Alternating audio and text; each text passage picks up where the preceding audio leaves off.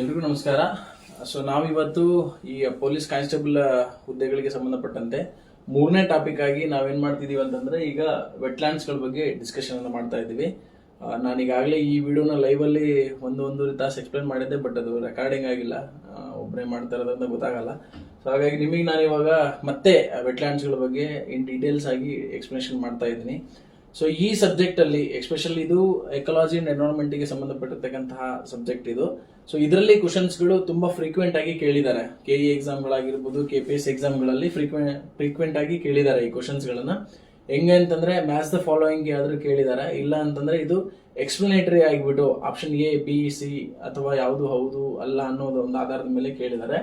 So wetlands ಗಳ ಬಗ್ಗೆ ಬಂತು ಅಂತಂದ್ರೆ ಈಗ ನಿಮಗೆ ಗೊತ್ತಿದೆ, ಜಗತ್ತಿನಾದ್ಯಂತ ಕೆಲವು ಒಪ್ಪಂದಗಳು ಆಗಿವೆ. ಎಕ್ಸಾಂಪಲ್ ಜಿನೆವಾ ಒಪ್ಪಂದ ಆಗಿರ್ಬೋದು, ಕ್ಯೂಟೋ ಪ್ರೋಟೋಕಾಲ್ ಆಗಿರ್ಬೋದು, ಮ್ಯಾಂಟ್ರಿಲ್ ಪ್ರೋಟೋಕಾಲ್ ಆಗಿರ್ಬೋದು, ವಿಯೆಟ್ನಾಂ ಒಪ್ಪಂದ ಆಗಿರ್ಬೋದು, ಅದಾದ್ಮೇಲೆ ಏನಪ್ಪಾ ಅಂತಂದ್ರೆ ಈ ರಾಮ್ಸರ್ ಸೈಟ್ ಒಪ್ಪಂದ ಆಗಿರ್ಬೋದು. ಹೀಗೆ ಹಲವು ಒಪ್ಪಂದಗಳು ದೇಶದ ಪ್ರಪಂಚದಾದ್ಯಂತ ಕೈಗೊಂಡಿದ್ದಾರೆ. ಯಾಕೆ ಅಂತಂದ್ರೆ ಅಳಿವಿನಂಚಿನ ಇರ್ತಕ್ಕಂಥದ್ದು ಅಥವಾ ಈಗೇನು ಪ್ರೊಟೆಕ್ಷನ್ ಮಾಡದೇ ಇದ್ರೆ ಮುಂದಿನ ಜಾಯಮಾನ ಅಥವಾ ಮುಂದಿನ ಪೀಳಿಗೆ ಇದನ್ನ ನೋಡ್ಲಿಕ್ಕೆ ಆಗೋದೇ ಇಲ್ಲ.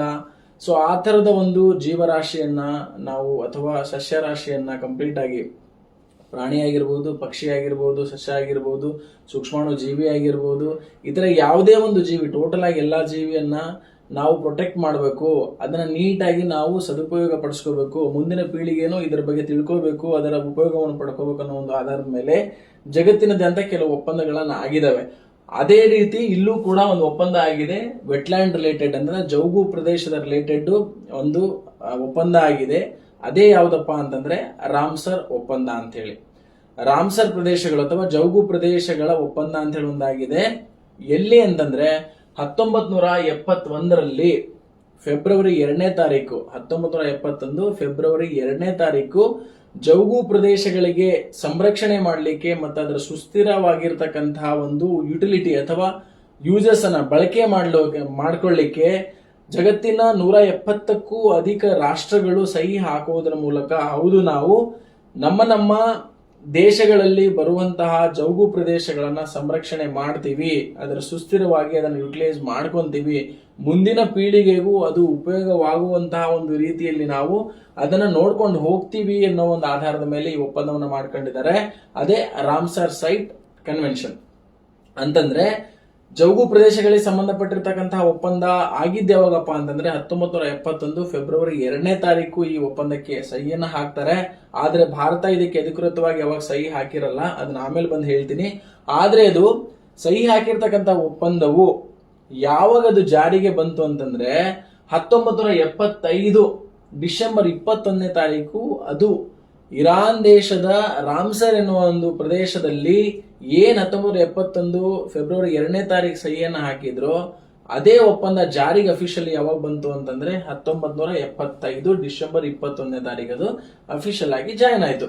ಹಾಗಿದ್ರೆ ಜಗತ್ತಿನ ಮೊಟ್ಟ ಮೊದಲ ರಾಮ್ಸರ್ ಅಥವಾ ಜೌಗು ಪ್ರದೇಶ ಯಾವ್ದಪ್ಪ ಅಂತಂದ್ರೆ ಆಸ್ಟ್ರೇಲಿಯಾ ದೇಶದ ಕೊಬರ್ಗ್ ಪೆನಿಸುಲ್ಲಾ ಅನ್ನೋದು ಆಸ್ಟ್ರೇಲಿಯಾ ದೇಶದ ಕೊಬರ್ಗ್ ಪೆನಿಸುಲ್ಲಾ ಅನ್ನೋದು 1974ರಲ್ಲಿ ಬಂದಿರತಕ್ಕಂತಹ ಜಗತ್ತಿನ ಮೊದಲ ಜೌಗು ಪ್ರದೇಶವಾಗಿದೆ. ಆದ್ರೆ ಕಂಪೇರ್ ಮಾಡ್ಕೊಂಡ್ರೆ ವರ್ಲ್ಡ್ ಅಲ್ಲಿ ನಾವು ಅತಿ ಹೈಯೆಸ್ಟ್ ಜೌಗು ಪ್ರದೇಶಗಳು ಯಾವ ಕಂಟ್ರಿ ಇದೆ ಅಂತಂದ್ರೆ UK ಇಲ್ಲಿ ಫಸ್ಟ್ ಸ್ಟ್ಯಾಂಡ್ ತಗೊಳುತ್ತೆ, ಅದಾದ್ಮೇಲೆ ಮೆಕ್ಸಿಕೋ ಬರುತ್ತೆ. ಇಲ್ಲಿ ಬೋಲ್ವಿಯಾ ಅಂತಕ್ಕಂತ ಒಂದು ಕಂಟ್ರಿ ಇದೆ. ಈ ಕಂಟ್ರಿ ಟೋಟಲ್ ಏನು ಏರಿಯಾ ವೈಸ್ ನಾವು ಕನ್ಸಿಡರೇಷನ್ ಮಾಡಿದ್ರೆ ಅದರ ಜಾಸ್ತಿ ಪ್ರದೇಶ ಅನ್ನೋದು ಜೌಗು ಪ್ರದೇಶ ಅನ್ನೋದೇ ಇಲ್ಲಿ ಬರುತ್ತೆ. ಸೊ ನಿಮಗೆ ಅದು ಬೇಡವಾರದೇ ಇರೋ ವಿಷಯ. ನಾನು ಹೇಳ್ತಾ ಇರೋದು ಮೊನ್ನೆದು ಯಾವಾಗ ಅದಕ್ಕೆ ಒಪ್ಪಂದಕ್ಕೆ ಸಹಿ ಹಾಕಿದ್ರು, ಯಾವಾಗ ಅಫಿಷಿಯಲಿ ಅದು ಎನಾಕ್ಟ್ ಆಯಿತು ಅಂತಂದ್ರೆ ಅದು ಜಾರಿಗೆ ಬಂತು, ಜಗತ್ತಿನ ಮೊದಲ ವೆಟ್ಲ್ಯಾಂಡ್ ಯಾವುದು. ಹಾಗಿದ್ರೆ ಈ ವೆಟ್ಲ್ಯಾಂಡ್ ಡೇ ಅಂತ ಹೇಳಿ ಇಂಟರ್ನ್ಯಾಷನಲಿ ಎಲ್ಲಾ ಒಂದು ಜೀವಿಗಳಿಗಾಗಿರ್ಬೋದು, ಪ್ರಾಣಿಗಳಿಗಾಗಿರ್ಬೋದು, ಸಸ್ಯಕ್ಕಾಗಿರ್ಬೋದು ಏನೋ ಒಂದು ಇಂಪಾರ್ಟೆನ್ಸ್ ಅನ್ನ ತೋರಿಸ್ಲಿಕ್ಕೆ, ಅದರ ಬಗ್ಗೆ ಅರಿವನ್ನ ಮೂಡಿಸ್ಲಿಕ್ಕೆ ಜಗತ್ತಿನಾದ್ಯಂತ ಒಂದೇ ದಿನಾಚರಣೆಯನ್ನ ಆಚರಣೆ ಮಾಡ್ತಾರೆ. ಹಾಗಾಗಿ ಈಗ ಎಕ್ಸಾಂಪಲ್ ಓಝೋನ್ ಡೇ ಸೆಪ್ಟೆಂಬರ್ 16 ಆಗಿರ್ಬೋದು, ಜೂನ್ 5 ಆಗಿರ್ಬೋದು, ಫಾರೆಸ್ಟ್ ಇದು ಯಾವ್ದು ನಮ್ದು ಎನ್ವೈರನ್ಮೆಂಟಲ್ ಡೇ ಆಗಿರ್ಬೋದು, ಹಾಗೆ ಫಾರೆಸ್ಟ್ ಡೇ ಇದೆ, ಮಣ್ಣಿನ ದಿನಾಚರಣೆ ಇದೆ, ರೈತರ ದಿನಾಚರಣೆ ಇದೆ, ವಾಟರ್ ದಿನಾಚರಣೆ ಇದೆ. ನಿಮಗೆ ಹೇಳ್ದಂಗೆ ಓಝೋನ್ ದಿನಾಚರಣೆ ಇದೆ. ಹಾಗೇನೆ ವೆಟ್ಲ್ಯಾಂಡ್ ದಿನಾಚರಣೆಯನ್ನು ಕೂಡ ನಾವು ಆಚರಣೆ ಮಾಡ್ತೀವಿ. ಯಾವಾಗಪ್ಪ ಅಂತಂದ್ರೆ ಫೆಬ್ರವರಿ 2ನೇ ತಾರೀಕು. ಯಾವ ಕಾರಣಕ್ಕೆ ಅಂತಂದ್ರೆ 1971ರಲ್ಲಿ ಇರಾನ್ ದೇಶದ ರಾಮಸರ್ ಅಲ್ಲಿ 170ಕ್ಕೂ ಅಧಿಕ ದೇಶಗಳು ಇದಕ್ಕೆ ಅಫಿಷಿಯಲ್ ಆಗಿ ಸೈನ್ ಅನ್ನ ಮಾಡ್ತಾರೆ.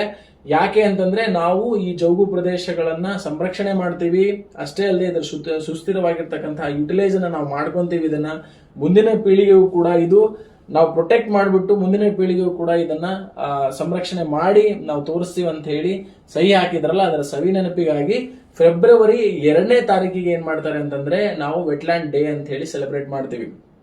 ವರ್ಲ್ಡ್ ವೆಟ್ಲ್ಯಾಂಡ್ ಡೇ ಸೆಲೆಬ್ರೇಷನ್ ಮಾಡುವಂತಹ ದಿನಾಂಕ ನಮಗೆ ಗೊತ್ತಾಯ್ತು. ಹಾಗೆ ಇದಕ್ಕೆ ಪ್ರತಿ ಒಂದು ವರ್ಷನೂ ಕೂಡ ಇದಕ್ಕೆ ಇದರದೇ ಆದಂತಹ ಒಂದು ಥೀಮ್ ಅನ್ನು ಕೊಟ್ಟುಬಿಟ್ಟು ಸೆಲೆಬ್ರೇಷನ್ ಅನ್ನ ಇಂಟರ್ನ್ಯಾಷನಲಿ ಮಾಡ್ತಾರೆ. ಈ ವರ್ಷದ ಥೀಮ್ ಏನಪ್ಪಾ 2026 ಥೀಮ್ ಅಂತಂದ್ರೆ wetlands and traditional knowledge celebrating cultural heritage ಅನ್ನೋದು ಈ ವರ್ಷದ ಥೀಮ್ ಆಗಿದೆ. ಕೇಳಿದ್ದಾರೆ ಈ ಹಿಂದೆನೋ ಎಕ್ಸಾಂಪಲ್ ಬೇರೆ ಬೇರೆ ದಿನಾಚರಣೆಗಳ ಮ್ಯಾಚ್ ದ ಫಾಲೋಯಿಂಗ್ ಬರ್ಬೋದು. ಓಝೋನ್ ಡೇ ಆಗಿರ್ಬೋದು, ಫಾರೆಸ್ಟ್ ಡೇ ಆಗಿರ್ಬೋದು, ಎನ್ವೈರನ್ಮೆಂಟಲ್ ಡೇ ಆಗಿರ್ಬೋದು, ಸಾಯಿಲ್ ಡೇ ಆಗಿರ್ಬೋದು, ಫಾರ್ಮರ್ಸ್ ಡೇ ಆಗಿರ್ಬೋದು. ಈ ತರ ದಿನಾಚರಣೆಗಳು ಒಂದ್ ಸೈಡ್ ಕೊಟ್ಬಿಟ್ಟು ಯಾವ ಡೇಟಿಗೆ ಸೆಲೆಬ್ರೇಟ್ ಮಾಡ್ತಾರೆ, ಸೆಪ್ಟೆಂಬರ್ 16 ಯಾವುದು, ಜೂನ್ 5 ಯಾವುದು, ಡಿಸೆಂಬರ್ 5 ಯಾವುದು, ಈ ತರದಲ್ಲಿ ಒಂದ್ ಸೈಡ್ ಮಾಡ್ತಾರೆ. ಅದಾದ್ಮೇಲೆ ಮುಂದೆ ಬಂದ್ಬಿಟ್ಟು ಈ ವರ್ಷದ ಥೀಮ್ ಅಂತ ಏನಾದ್ರು ಕೇಳಬಹುದು. ಸೊ ಇವಾಗೆಲ್ಲ ಹೋಯ್ತು, ಆಪ್ಷನ್ ಎ ಆಪ್ಷನ್ ಬಿ ಹೋಯ್ತು. ಇವಾಗ ಏನಾದ್ರೆ chart number 1, chart number 2, chart number 3 ಮೂರನ್ನು ಕೂಡ ನಾವು ಮ್ಯಾಚ್ ಮಾಡಬೇಕಾಗುತ್ತೆ. ಆ ತರದ ಕ್ವಶನ್ಸ್ ಗಳು ಬರಬಹುದು ಎಕ್ಸ್ಪ್ಲನೇಷನ್ ಇದು ಏನೋ ಮ್ಯಾಚ್ ದ ಫಾಲೋಯಿಂಗ್ ಅಲ್ಲಿ. ಹಾಗಾಗಿ ಎಲ್ಲ ಇಂಟರ್ನ್ಯಾಷನಲ್ ಡೇಗಳು, ಅದಕ್ಕೆ ಸಂಬಂಧಪಟ್ಟಿರ್ತಕ್ಕಂಥ ದಿನಾಚರಣೆ ದಿನಾಂಕಗಳು, ಮತ್ತೆ ಈ ವರ್ಷದ ಮೇಜರ್ ಆಗಿ ಅವ್ರು ನೀಡಿರ್ತಕ್ಕಂಥ ಒಂದು ಸ್ಲೋಗನ್ಗಳೇನು, ಧ್ಯೇಯ ವಾಕ್ಯ ಏನು ಅನ್ನೋದನ್ನ ನಾವು ತಿಳ್ಕೊಬೇಕಾಗುತ್ತೆ. ಈ ವರ್ಷದ ವೆಟ್ಲ್ಯಾಂಡ್ ಡೇ ಫೆಬ್ರವರಿ 2ನೇ ತಾರೀಕು ಸೆಲೆಬ್ರೇಷನ್ ಮಾಡಿರ್ತಕ್ಕಂಥ ವೆಟ್ಲ್ಯಾಂಡ್ ಡೇ 2026 ಥೀಮ್ ಏನಂತಂದ್ರೆ wetlands and traditional knowledge celebrating cultural heritage ಅನ್ನೋದು ಈ ವರ್ಷದ ಒಂದು ಥೀಮ್ ಆಗಿದೆ. ಸೊ ನಿಮಗೆ ಹೇಳಿದೆ ನಾನು ಜಗತ್ತಿನದ್ದೇ ಅಂತ ಸ್ವಲ್ಪ ಮಾಹಿತಿ ನೀಡಿದ ಮೇಲೆ ನಮ್ಮ ಭಾರತ ದೇಶಕ್ಕಂತ ಬರ್ತೀನಿ. ಭಾರತ ದೇಶದಲ್ಲಿ ನಾವು ಕಂಪೇರ್ ಮಾಡ್ಕೊಂಡ್ರೆ ಇಲ್ಲಿ ಜಗತ್ತಿನ ಫಸ್ಟ್ನೇದು ಯಾವುದು ಆಸ್ಟ್ರೇಲಿಯಾ ದೇಶದಂತ ಹೇಳಿದ್ರೆ, ಹಾಗಿದ್ರೆ ಭಾರತ ದೇಶ ಇದಕ್ಕೆ ಅಫಿಷಿಯಲ್ ಆಗಿ ಯಾವಾಗ ಸೈನ್ ಮಾಡಿತ್ತು ಸರ್ ಅಂತ ಹೇಳಿದ್ರೆ 1982 ಫೆಬ್ರವರಿ 1ನೇ ತಾರೀಕು Bharat officially signed Ramsar site convention ಗೆ ಅಫಿಷಿಯಲ್ ಆಗಿ ಸೈನ್ ಮಾಡುತ್ತೆ. ಯಾವಾಗ 1982 ಫೆಬ್ರವರಿ 1ಕ್ಕೆ. ಸೊ ಅವಾಗ ನಮ್ಮ ಭಾರತ ದೇಶದ ಈ ಕಂಡೀಷನ್ಸ್ ಗಳಿಗೆ ನಮ್ಮ ಭಾರತ ದೇಶನೂ ಕೂಡ ಒಳಪಡುತ್ತೆ. ಜೌಗು ಪ್ರದೇಶಗಳನ್ನು ಸಂರಕ್ಷಣೆ ಮಾಡೋದಾಗಿರ್ಬೋದು, ಸುಸ್ಥಿರ ಬಳಕೆ ಮಾಡ್ಕೊಳ್ಳೋದ್ರ ಬಗ್ಗೆ ಆಗಿರ್ಬೋದು. ಈ ಒಪ್ಪಂದಕ್ಕೆ ನಮ್ಮ ದೇಶ ಒಳಗಾದಾಗ ಭಾರತ ದೇಶದ ಮೊಟ್ಟ ಮೊದಲ ಜೌಗು ಪ್ರದೇಶಗಳಾಗಿ 2 ಜೌಗು ಪ್ರದೇಶಗಳನ್ನು ಆಯ್ಕೆ ಮಾಡ್ತಾರೆ. ಮೊದಲನೇದು ಬಂದ್ಬಿಟ್ಟು ಒಡಿಸ್ಸಾದ ಚಿಲ್ಕಾ ಸರೋವರ, 2ನೇದು ರಾಜಸ್ಥಾನದ ಕಿಯೋಲಾಡಿಯೋ. ಇದ್ರ ಬಗ್ಗೆ ಕ್ವಶನ್ಸ್ ಗಳು ನೆಕ್ಸ್ಟ್ ಹೆಂಗ್ ಕೇಳ್ತಾರೆ ಅಂತ ಹೇಳ್ತೀನಿ. ಸೊ ನಾನು ಹೇಳಿದೆ ನಿಮ್ಗೆ ಈಗಾಗಲೇ ಜಗತ್ತಿನದ್ದೇ ಅಂತ ನಾವು ಆ ಒಪ್ಪಂದಕ್ಕೆ ಒಳಪಟ್ಟಾಗ ನಮ್ಮ ಭಾರತ ದೇಶದ್ದು 2 ಜೌಗು ಪ್ರದೇಶಗಳನ್ನು ಆಯ್ಕೆ ಮಾಡ್ತಾರೆ. 1ನೇ ಜೌಗು ಪ್ರದೇಶ ಬಂದ್ಬಿಟ್ಟು ಚಿಲ್ಕಾ ಸರೋವರ, 2ನೇ ಜೌಗು ಪ್ರದೇಶ ಬಂದ್ಬಿಟ್ಟು ಏನಪ್ಪಾ ಅಂತಂದ್ರೆ ಕಿಯೋಲಾಡಿಯೋ ಸರೋವರ. ಸೊ ಇವು ಎರಡನ್ನ ನಾವು ಏನ್ ಮಾಡ್ತೀವಿ ಅಂತಂದ್ರೆ first Ramsar site of India ಅಂತ ಹೇಳಿ ನಾವು ಸೆಲೆಬ್ರೇಟ್ ಮಾಡ್ಕೊಂತೀವಿ, ಆಯ್ಕೆ ಮಾಡ್ಕೊಂತೀವಿ. ಸೊ ಇದರ ಸ್ಪೆಸಿಫಿಕೇಶನ್ ಗಳು ಕೂಡ ನೆಕ್ಸ್ಟ್ ಹಂಗೆ ಓದ್ಕೋಬೇಕು ನಾವು. 1ನೇದು ಆಪ್ಷನ್ ಅಲ್ಲಿ ನಿಮಗೆ ರಾಜ್ಯ ಕೇಳ್ಬೋದು, ಯಾವ ಸರೋವರ ಅಂತ ಮ್ಯಾಚ್ ದ ಫಾಲೋಯಿಂಗ್ ಕೇಳಬಹುದು, ಅದಾದ್ಮೇಲೆ ಅದರ ಸ್ಪೆಸಿಫಿಕೇಶನ್ ಅನ್ನ ಕೇಳಬಹುದು. ಎಕ್ಸಾಂಪಲ್ ಚಿಲ್ಕಾ ಸರೋವರ ಇದೆ, ಇದು ಏನಪ್ಪಾ ಅಂದ್ರೆ first wetland of India, first among 2ರಲ್ಲಿ 1. ಅದಾದ್ಮೇಲೆ ಏನಪ್ಪಾ ಅಂದ್ರೆ ಇದು ಲಾರ್ಜೆಸ್ಟ್ ಬ್ರಾಂಕಿಶ್ ವಾಟರ್ ಸಿ ಎಲ್ಲಿ ನಮ್ಮಲ್ಲಿ ಅಂತಂದ್ರೆ ನಮ್ಮ ಭಾರತ ದೇಶದಲ್ಲಿ ಲಾರ್ಜೆಸ್ಟ್ ಬ್ರಾಂಕಿಶ್ ವಾಟರ್ ಲಗೂನ್ ಅನ್ನೋದು ಇದು. ಸೊ ಇದಕ್ಕೆ ಮತ್ತೊಂದು ಸ್ಪೆಸಿಫಿಕೇಶನ್ ಇದೆ, ಇದನ್ನ ಹೋಮ್ ಫಾರ್ ಇರ್ವಾಡಿ ಡಾಲ್ಫಿನ್ಸ್ ಅಂತ ಕರೀತಾರೆ. ಅಂತಂದ್ರೆ ಇರ್ವಾಡಿ ಡಾಲ್ಫಿನ್ಸ್ ಗಳು ಎಲ್ಲಿ ಜಾಸ್ತಿ ಕಂಡು ಬರ್ತದೆ ಅಂತಂದ್ರೆ ಅದು ಚಿಲ್ಕಾ ಸರೋವರ. ಯಾವ ರಾಜ್ಯದಂತ ಒಡಿಸ್ಸಾ ರಾಜ್ಯದ್ದು. ನಿಮಗೆ ಇನ್ನೊಂದು ಹೇಳಿದೆ ನಾನು, ರಾಜಸ್ಥಾನದ ಕಿಯೋಲಾಡಿಯೋ ಸರೋವರ. ಇದನ್ನ match the following next specification ಏನ್ ಕೇಳಬಹುದು ಅಂತಂದ್ರೆ ವರ್ಲ್ಡ್ ಹೆರಿಟೇಜ್ ಸೈಟಿಗೆ ಅಂದ್ರೆ ಯುನೆಸ್ಕೋದ ವಿಶ್ವ ಪಾರಂಪರಿಕ ಪಟ್ಟಿಯ ಒಂದು ತಾಣವಾಗಿ ಯಾವ ಸರೋವರವನ್ನ ನಾವು ಭಾರತದ ಇನ್ಕ್ಲೂಡ್ ಮಾಡಿದ್ದಾರೆ ಅಂತಂದ್ರೆ ಕಿಯೋಲಾಡಿಯೋ ಸರೋವರ ಎಲ್ಲಿ ಕಂಡು ಬರುತ್ತೆ ಅಂತಂದ್ರೆ ರಾಜಸ್ಥಾನ ರಾಜ್ಯದಲ್ಲಿ. ಇದು ಕೂಡ ಭಾರತದ ಮೊದಲನೇ ಜೌಗು ಪ್ರದೇಶ. ಒಂದು ಚಿಲ್ಕಾ, 2ನೇದು ಕಿಯೋಲಾಡಿಯೋ. ಗೊತ್ತಾಯ್ತಲ್ಲ. ಚಿಲ್ಕಾ ಸರೋವರ ಏನಪ್ಪಾ ಅಂತಂದ್ರೆ home for Irrawaddy dolphins, largest brackish water lake in water lagoon in India, as well as it's the first ಜೌಗು ಪ್ರದೇಶ ಭಾರತ ದೇಶದ್ದು. ಹಾಗೇನೆ ಕಿಯೋಲಾಡಿಯೋ ರಾಜಸ್ಥಾನ ರಾಜ್ಯದ್ದು. ಇದನ್ನ ಏನಂತ ಕರೀತಾರೆ ಅಂತಂದ್ರೆ ಇದರ ಸ್ಪೆಸಿಫಿಕೇಶನ್ ಏನಪ್ಪಾ ಅಂತಂದ್ರೆ ಯುನೆಸ್ಕೋ ವರ್ಲ್ಡ್ ಹೆರಿಟೇಜ್ ಸೈಟ್ ಅಲ್ಲಿ ಸೇರ್ಕೊಂಡಿರ್ತಕ್ಕಂತಹ ಒಂದು ಇದಾಗಿದೆ, ಏನು ಲೇಕ್ ಆಗಿದೆ. ನೆಕ್ಸ್ಟ್ ಪಶ್ಚಿಮ ಬಂಗಾಳದ ಸುಂದರ್ಬನ್ಸ್ ಇದೆ. ನಿಮಗೆ ಈಗಾಗಲೇ ಗೊತ್ತು, ಸುಂದರ್ಬನ್ಸ್ ಅಂತಂದ್ರೆ ಜಗತ್ತಿನ ಅತಿ ಹೈಯೆಸ್ಟ್ ಸುಂದರ್ಬನ್ಸ್ ಅನ್ನ ಹೊಂದಿರತಕ್ಕಂತಹ ಯಾವುದಾದ್ರೂ ದೇಶ ಇದೆ ಅಂತಂದ್ರೆ ಅದು ಭಾರತ ದೇಶದ್ದೇ. ನಮ್ಮ ಗಂಗಾ ನದಿ ತೀರಕ್ಕೆ ಕಂಡು ಬರುವಂತದ್ದು ಸುಂದರ್ಬನ್ಸ್ ಕಾಡುಗಳು. ಜಗತ್ತಿನಲ್ಲೇ ಹೈಯೆಸ್ಟ್ ಮ್ಯಾಂಗ್ರೋವ್ ಫಾರೆಸ್ಟ್ ಅನ್ನ ಹೊಂದಿರತಕ್ಕಂಥದ್ದು ಯಾವ್ದಪ್ಪ ಅಂತಂದ್ರೆ ವೆಸ್ಟ್ ಬೆಂಗಾಲಿನ ಸುಂದರ್ಬನ್ಸ್ಗಳು. ಆಯ್ತಾ? ಸೊ ಹಾಗಾಗಿ ಈ ಕ್ವಶನ್ ಕೂಡ ತುಂಬಾ ಇಂಪಾರ್ಟೆಂಟ್ ಆಗುತ್ತೆ. ಇದಕ್ಕೆ ಏನಪ್ಪಾ ಇದರ ಸ್ಪೆಸಿಫಿಕೇಶನ್ ಅಂತಂದ್ರೆ ಪಶ್ಚಿಮ ಬಂಗಾಳದ ಸುಂದರ್ಬನ್ಸ್ ಏನಪ್ಪಾ ಅಂತಂದ್ರೆ largest mangroves ecosystem in the world. ಜಗತ್ತಿನಲ್ಲೇ ಹೈಯೆಸ್ಟ್ ಮ್ಯಾಂಗ್ರೋವ್ಸ್ ಎಕೋಸಿಸ್ಟಮ್ ಅನ್ನು ಹೊಂದಿರತಕ್ಕಂಥದ್ದು ಎಲ್ಲಪ್ಪ ಅಂದ್ರೆ ಸುಂದರ್ಬನ್ಸ್ಗಳು ವೆಸ್ಟ್ ಬೆಂಗಾಲ್ ಅಲ್ಲಿ ಕಂಡು ಬರುತ್ತೆ. ನೆಕ್ಸ್ಟ್ ಮಣಿಪುರದ್ದು ಲೋಕ್ಟಾಕ್ ಸರೋವರ ಅನ್ನೋದು ಬರುತ್ತೆ. This is the largest fresh water lake in north eastern States. ಆಯ್ತಾ? ನಾರ್ತ್ ಈಸ್ಟರ್ನ್ ಸ್ಟೇಟ್ಸ್ ಅಲ್ಲೇ ಅದು ಅತಿ ದೊಡ್ಡ ಫ್ರೆಶ್ ವಾಟರ್ ಲೇಕ್ ಅದು. ಆಯ್ತಾ? ಇದರದ್ದು ಏನ್ ಸ್ಪೆಸಿಫಿಕೇಶನ್ ಏನಪ್ಪಾ ಅಂತಂದ್ರೆ ಇದನ್ನ ತೇಲಾಡುವ ಸರೋವರ ಅಂತ ಕರೀತಾರೆ. ಮಣಿಪೂರಿನ ಲೋಕ್ಟಾಕ್ ಸರೋವರವನ್ನ ನಾವು ತೇಲಾಡುವ ಸರೋವರ ಅಂತ ಕರಿತೀವಿ. ಯಾಕಂದ್ರೆ ಅಲ್ಲಿ ತೇಲಾಡುವ ಪಂಡೀಸ್ ಅಂತೇಳಿ ಒಂದು ಕಂಡು ಬರುತ್ತೆ. ಅದು ಒಂದು ಸರೋವರದ ಮಧ್ಯೆ ಭಾಗದಲ್ಲಿ ಅದು ತೇಲ್ತಾ ಇದೆ ನಂಗೆ ಫೀಲ್ ಆಗುತ್ತೆ. ಸೊ ಹಾಗಾಗಿ ಮಣಿಪುರದ ಲೋಕ್ಟಾಕ್ ಸರೋವರ largest fresh water lake water lagoon in north eastern states. ಇಲ್ಲೇನಪ್ಪಾ ಅಂದ್ರೆ ಸ್ಪೆಸಿಫಿಕೇಶನ್ ಇದನ್ನ ಫ್ಲೋಟಿಂಗ್ ಐಲ್ಯಾಂಡ್ ಅಂತ ಕರೀತಾರೆ, ಅಂದ್ರೆ ತೇಲಾಡುವ ಸರೋವರ ಅಂತ ಕರೀತಾರೆ. ನೆಕ್ಸ್ಟ್ ಜಮ್ಮು ಕಾಶ್ಮೀರದ ಉಲಾರ್ ಸರೋವರ ಇದೆಯಲ್ವಾ, ಹೆಂಗೆ ನಾರ್ತ್ ಈಸ್ಟರ್ನ್ ಸ್ಟೇಟಿನ ಫ್ರೆಶ್ ವಾಟರ್ ಲೇಕ್ ಇದೆ ಯಾವುದು ಲೋಕ್ಟಾಕ್, ಹಾಗೇನೆ ಜಮ್ಮು ಕಾಶ್ಮೀರದ ಉಲಾರ್ ಸರೋವರ ಇದೆಯಲ್ವಾ, this is the largest fresh water lake in Asia. Asia ಖಂಡದ ಅತಿ ದೊಡ್ಡದಾಗಿರ್ತಕ್ಕಂತಹ ಫ್ರೆಶ್ ವಾಟರ್ ಲೇಕ್ ಯಾವ್ದಪ್ಪ ಅಂತಂದ್ರೆ ಉಲಾರ್ ಸರೋವರ. ಇದು ಜಮ್ಮು ಕಾಶ್ಮೀರದಲ್ಲಿ ಕಂಡು ಬರುತ್ತೆ. ಹಾಗಾಗಿ ಜಮ್ಮು ಕಾಶ್ಮೀರದ ಟೂರಿಸಂ ಅನ್ನ ಬಹಳಷ್ಟು ಆಕರ್ಷಣೆಯಾಗಿ ಒಳಪಡಿಸಿರ್ತಕ್ಕಂಥದ್ದು ಯಾವ್ದಪ್ಪ ಅಂತಂದ್ರೆ ಇದು ಜಮ್ಮು ಕಾಶ್ಮೀರದ ಉಲಾರ್ ಸರೋವರ. ಸೊ ಇದು ಕೂಡ ಇಂಪಾರ್ಟೆಂಟ್. ನೆಕ್ಸ್ಟ್ ಒಡಿಸ್ಸಾದ ಭೀತರ್ಕನಿಕಾ. ಒಡಿಸ್ಸಾದ ಭೀತರ್ಕನಿಕಾ ಅನ್ನೋದು ಕೂಡ ಭಾರತ ದೇಶದ ಎರಡನೇ ಅತಿ ಹೆಚ್ಚು ಮ್ಯಾಂಗ್ರೋವ್ ಫಾರೆಸ್ಟ್ ಅನ್ನ ಹೊಂದಿರತಕ್ಕಂತಹ ಒಂದು ಸರೋವರವಾಗಿದೆ. ಅದು ಭೀತರ್ಕನಿಕಾ ಅನ್ನೋದು. ಇಲ್ಲಿ ನಾವು ಏಷ್ಯಾದಲ್ಲೇ ಅತಿ ಹೈಯೆಸ್ಟ್ ಎಲ್ಲಂದ್ರೆ ಸುಂದರ್ಬನ್ಸ್ ವೆಸ್ಟ್ ಬೆಂಗಾಲ್ದು. ಹಾಗೇನೆ ಒಡಿಸ್ಸಾದ ಭೀತರ್ಕನಿಕಾನು ಕೂಡ ಭಾರತ ದೇಶದಲ್ಲಿ ಎರಡನೇ ಅತಿ ಹೈಯೆಸ್ಟ್ ಮ್ಯಾಂಗ್ರೋವ್ಸ್ ಅನ್ನು ಹೊಂದಿರತಕ್ಕಂತಹ ಕಾಡುಗಳನ್ನು ಹೊಂದಿರತಕ್ಕಂತಹ ಗಿಡಗಳನ್ನು ಹೊಂದಿರತಕ್ಕಂತಹ ಒಂದು ಸ್ಥಳ ಆಗಿದೆ. ಯಾವುದು ವೆಟ್ಲ್ಯಾಂಡ್ ಭೀತರ್ಕನಿಕಾ. ನೆಕ್ಸ್ಟ್ ರಾಜಸ್ಥಾನದ ಸಾಂಬಾರ್ ಸರೋವರ. ಇದು ಲಾರ್ಜೆಸ್ಟ್ ಏನಪ್ಪಾ ಅಂತಂದ್ರೆ inland salt lake in India ಅಂತಂದ್ರೆ ಒಳ ನಾಡು ಸರೋವರ ಅಂತ ಕರೀತಾರೆ. ಇದೆ ಸಾಲ್ಟ್ ಸರೋವರ. ಇದು ಭಾರತ ದೇಶದ ಅತಿ ದೊಡ್ಡ ಒಳನಾಡು ಸಾಲ್ಟ್ ಅಂದ್ರೆ ಉಪ್ಪು ನೀರಿನ ಸರೋವರ ಯಾವ್ದಪ್ಪ ಅಂತಂದ್ರೆ ಅದು ರಾಜಸ್ಥಾನದ ಸಾಂಬಾರ್ ಸರೋವರ. ಇಲ್ಲೇನಪ್ಪಾ ನೆಕ್ಸ್ಟ್ ಇದರದು ಸ್ಪೆಸಿಫಿಕೇಶನ್ ನೆಕ್ಸ್ಟ್ ಏನಪ್ಪಾ ಅಂದ್ರೆ ಉತ್ತರ ಪ್ರದೇಶದ ಜಯಪ್ರಕಾಶ್ ನಾರಾಯಣ್ ಪಕ್ಷಿಧಾಮ ಅನ್ನೋದು ಭಾರತ ದೇಶದಲ್ಲಿ 2026 ಟಿಲ್ ಜೂನ್ ವರೆಗೂ ನಾವು ಕಂಪೇರ್ ಮಾಡ್ಕೊಂಡ್ರೆ 100 ಜೌಗು ಪ್ರದೇಶಗಳನ್ನ ನಾವು ಆ ರಾಮ್ಸರ್ ಸೈಟ್ಗೆ ಸೇರಿಸಲಾಗಿದೆ. ಆ 100ನೇ ಒಂದು ಜೌಗು ಪ್ರದೇಶ ಭಾರತದ ಯಾವ್ದಪ್ಪ ಅಂತಂದ್ರೆ ಜಯಪ್ರಕಾಶ್ ನಾರಾಯಣ್ ಪಕ್ಷಿಧಾಮ ಏನಿದೆ. ಸೊ ಜಯಪ್ರಕಾಶ್ ನಾರಾಯಣ್ ಪಕ್ಷಿಧಾಮ ಏನಿದೆ ಅದು ಭಾರತದ 100ನೇ ಜೌಗು ಪ್ರದೇಶವಾಗಿದೆ.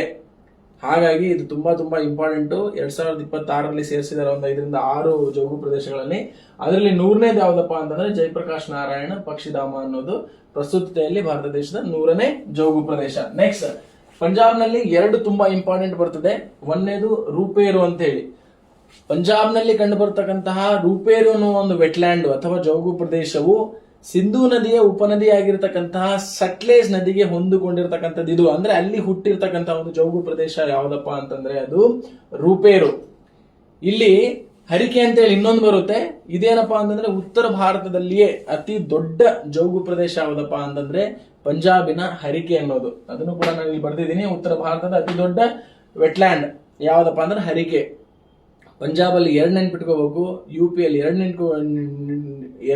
ನೆನ್ಪಿಟ್ಕೋಬೇಕು. ಅದಾದ್ಮೇಲೆ ನೆಕ್ಸ್ಟ್ ಏನಪ್ಪಾ ಅಂದ್ರೆ ವೆಸ್ಟ್ ಬೆಂಗಾಲ್ ಅಲ್ಲಿ 2 ನೆನ್ಪಿಟ್ಕೋಬೇಕು. ಇನ್ನೊಂದಿದೆ ಯಾವ್ದಪ್ಪ ಅಂತಂದ್ರೆ ಈಸ್ಟ್ ಕೋಲ್ಕತ್ತಾ ಅಂತೇಳಿ. ಇಲ್ಲಿ ಪಶ್ಚಿಮ ಬಂಗಾಳದ ಸುಂದರ್ಬನ್ಸ್ ನೆನ್ಪಿಟ್ಕೊಂತೀರಿ ಈಸಿಯಾಗಿ. ಹಾಗೇನೆ ಪಶ್ಚಿಮ ಬಂಗಾಳದ ಇನ್ನೊಂದಿದೆ ಈಸ್ಟ್ ಕೋಲ್ಕತ್ತಾ ಅನ್ನೋದು. ಇದೇನಪ್ಪಾ ಅಂತಂದ್ರೆ ನ್ಯಾಚುರಲ್ ಸೀವೇಜ್ ಟ್ರೀಟ್ಮೆಂಟ್ ಅನ್ನ ಹೊಂದಿರತಕ್ಕಂಥದ್ದು. ಅಂತಂದ್ರೆ ನೈಸರ್ಗಿಕ ತ್ಯಾಜ್ಯ ನೀರನ್ನ ಶುದ್ಧೀಕರಣ ಮಾಡುವಂತಹ ಒಂದು ವ್ಯವಸ್ಥೆಯನ್ನ ಹೊಂದಿರತಕ್ಕಂತಹ ವೆಟ್ಲ್ಯಾಂಡ್ ಯಾವ್ದಪ್ಪ ಅಂತಂದ್ರೆ ಅದು ನಮ್ಮ ಪಶ್ಚಿಮ ಬಂಗಾಳದ East Kolkata. So natural sewage treatment system ಅನ್ನ ಹೊಂದಿರತಕ್ಕಂತಹ ವೆಟ್ಲ್ಯಾಂಡ್ ಯಾವ್ದಪ್ಪ ಅಂತಂದ್ರೆ ಅದು ಈಸ್ಟ್ ಕೋಸ್ಟ್. ಈಸಿಯಾಗಿ ನೆನ್ಪಿಟ್ಕೋಬಹುದು. ನೆಕ್ಸ್ಟ್ ಕೇರಳದ ವೆಂಬನಾಡ್ ಇದೆ ಅಲ್ವಾ, ಇದು longest, this is the longest lake in India. Actually Vembanad ಕೇರಳದ್ದು. ಆದ ಸ್ಪೆಸಿಫಿಕೇಶನ್ ಏನಪ್ಪಾ ಅಂತಂದ್ರೆ ಇದ್ರದ್ದು ಇನ್ನೊಂದು, ಕೇರಳದಲ್ಲೇ ಅತಿ ದೊಡ್ಡ ವೆಟ್ಲ್ಯಾಂಡ್ ಇದು. ಉತ್ತರ ಭಾರತದ ಯಾವ್ದಂತ ಹೇಳಿದೆ ನಾನು, ಅತಿ ದೊಡ್ಡ ವೆಟ್ಲ್ಯಾಂಡ್ ಹರಿಕೆ ಅನ್ನೋದು, ಆಯ್ತಾ. ಸೊ ಇಲ್ಲಿ ನಮ್ಮ ಕೇರಳದ ಯಾವ್ದಪ್ಪ ಅತಿ ದೊಡ್ಡದಂತಂದ್ರೆ ರಾಜ್ಯಷ್ಟು ಇಲ್ಲಿ ವೆಂಬನಾಡು. ಸೊ ಈಗ ನಿಮಗೆ ಇಂಟರ್ನ್ಯಾಷನಲ್ ಗೊತ್ತಾಯ್ತು, ದೇಶದ ಗೊತ್ತಾಯ್ತು. ಈಗ ನಮ್ಮ ರಾಜ್ಯಕ್ಕೆ ಬರೋಣ. ನಮ್ಮ ರಾಜ್ಯದಲ್ಲಿ ಪ್ರಸ್ತುತತೆಯವರೆಗೂ 4 ವೆಟ್ಲ್ಯಾಂಡ್ಗಳಿದಾವೆ. ಇತರೆ ಭಾಗಗಳನ್ನು ಕೂಡ ಸೇರಿಸ್ತಿದ್ದಾರೆ. ಆದ್ರೆ ಭಾರತ ದೇಶದಲ್ಲಿ ಯಾವುದು ಫಸ್ಟ್ ಅಂತ ನಾನು ನಿಮ್ಗೆ ಹೆಂಗೆ ಹೇಳಿದೆ, 2 ಪ್ಲೇಸು ಯಾವುದು, ಚಿಲ್ಕಾ ಮತ್ತು ನಮ್ದು ಕಿಯೋಲಾಡಿಯೋ, ಇವು ಎರಡನ್ನ ಹೆಂಗೆ ನೀವು ಫಸ್ಟ್ ಭಾರತ ದೇಶದ ಜೌಗು ಪ್ರದೇಶಗಳನ್ನು ಕೇಳಿದೆ, ಹಾಗೇನೆ ಕರ್ನಾಟಕದ ಮೊದಲ ಜೌಗು ಪ್ರದೇಶ ಯಾವ್ದಪ್ಪ ಅಂತಂದ್ರೆ ರಂಗನತಿಟ್ಟು ಪಕ್ಷಿಧಾಮ. ಮಂಡ್ಯ ಜಿಲ್ಲೆಗೆ ಸಂಬಂಧಪಟ್ಟಿರ್ತಕ್ಕಂತಹ ರಂಗನತಿಟ್ಟು ಪಕ್ಷಿಧಾಮವನ್ನ 2022ರಲ್ಲಿ ನಮ್ಮ ಕರ್ನಾಟಕದ ಮೊದಲ ಜೌಗು ಪ್ರದೇಶ ಅಂತೇಳಿ ಐಡೆಂಟಿಫೈ ಮಾಡಿದ್ದಾರೆ. ಇಲ್ಲಿ ಕಾವೇರಿ ಹಿನ್ನೀರನ್ನ ನಾವು ನೋಡಬಹುದು, ಆಯ್ತಾ. ನೆಕ್ಸ್ಟ್ ಅಘನಾಶಿನಿ ಮುಖಜ ಭೂಮಿ ಇದೆ. ಇದು ಉತ್ತರ ಕರ್ನಾಟಕದಿಂದ ಗೋಕಾಕ್ ವರೆಗೂ ಹಬ್ಬಿಕೊಂಡಿರ್ತಕ್ಕಂತಹ ಒಂದು ಜೌಗು ಪ್ರದೇಶ ಯಾವ್ದಪ್ಪ ಅಂತಂದ್ರೆ ಇದು ಕಂಪ್ಲೀಟ್ ಆಗಿ ಅಂದ್ರೆ ಕಾರವಾರದಿಂದ ಗೋಕಾಕ್ ವರೆಗೂ ಅಲ್ಲಿವರೆಗೂ ಪ್ರಸ್ತುತತೆಯಲ್ಲಿ ಇದು ಹಂಚ್ಕೊಂಡಿದೆ ಅಂತ ಹೇಳಿ ಕೊಟ್ಟಿದ್ದಾರೆ. ಇದು 2024ರಲ್ಲಿ. ನೆಕ್ಸ್ಟ್ ಇಂಪಾರ್ಟೆಂಟ್ ಇಲ್ಲಿ ಯಾವ್ದಪ್ಪ ಅಂದ್ರೆ ನಿಮ್ಗೆ ಕನ್ಫ್ಯೂಸ್ ಮಾಡುವಂತದ್ದು, ಅಂಕ ಸಮುದ್ರ ಪಕ್ಷಿ ಸಂರಕ್ಷಣಾ ಮೀಸಲ ಪ್ರದೇಶ ಅಂತ ಹೇಳಿದೆ. ಸೊ ಇದು ಎಲ್ರಿಗೂ ಕನ್ಫ್ಯೂಸ್ ಆಗುತ್ತೆ. ಇದು ನಮ್ಮ ವಿಜಯನಗರ ಜಿಲ್ಲೆಯ ಹಂಪಿ ಸಮೀಪದಲ್ಲಿ ಕಂಡುಬಂತಕ್ಕಂಥ ಯಾವ್ದಪ್ಪ ಅಂತಂದ್ರೆ ಅಂಕ ಸಮುದ್ರ ಪಕ್ಷಿ ಸಂರಕ್ಷಣಾ ಮೀಸಲ ಪ್ರದೇಶ. 2024ರಲ್ಲಿ ಇದನ್ನು ಸೇರಿಸಿದ್ದಾರೆ. ನೆಕ್ಸ್ಟ್ ಮಾಗಡಿ ಕೆರೆ ಸಂರಕ್ಷಣಾ ಮೀಸಲು ಪ್ರದೇಶ. ಮಾಗಡಿ ಅಂದ ಕೂಡಲೇ ಎಲ್ಲರೂ ಬೆಂಗಳೂರು ಸುತ್ತಮುತ್ತ ಜಿಲ್ಲೆಯಲ್ಲಿ ಕಂಡು ಬರುತ್ತಂತ ಮಾಗಡಿ ರಸ್ತೆ ಅಂತ ಓದ್ಕೊಂಡಿರ್ತೀವಿ. ಅಲ್ಲ, ಇದು ಗದಗ್ ಡಿಸ್ಟಿಕ್ ಮಾಗಡಿ ಕೆರೆ ಸಂರಕ್ಷಣಾ ಮೀಸಲ ಪ್ರದೇಶ ಬಂದ್ಬಿಟ್ಟು ಗದಗ್ ಡಿಸ್ಟಿಕ್ ಅಲ್ಲಿ ಕಂಡು ಬರುತ್ತೆ. ಹಾಗಾಗಿ ಇಷ್ಟು ಕ್ವಶನ್ಸ್ ಗಳನ್ನ ನಿಮಗೆ ಯಾವ ರೀತಿಯಲ್ಲಿ ಕೇಳ್ತಾರೆ, ಅದು ಆಪ್ಷನ್ ಎ ಬಿ ರೀತಿಯಲ್ಲಾದ್ರೂ ಕೇಳಬಹುದು. Maths the following row 1 row 2 row 3 ಮಾಡಿನೂ ಕೂಡ ನಾವು ಜಿಗ್ಜಾಗ್ ಅಲ್ಲಿ ಕಂಟಿನ್ಯೂ ಟೈಪ್ ಅಲ್ಲಿ ಇಲ್ಲಿ ಕೇಳಬಹುದು. ವೆಟ್ಲ್ಯಾಂಡಿಗೆ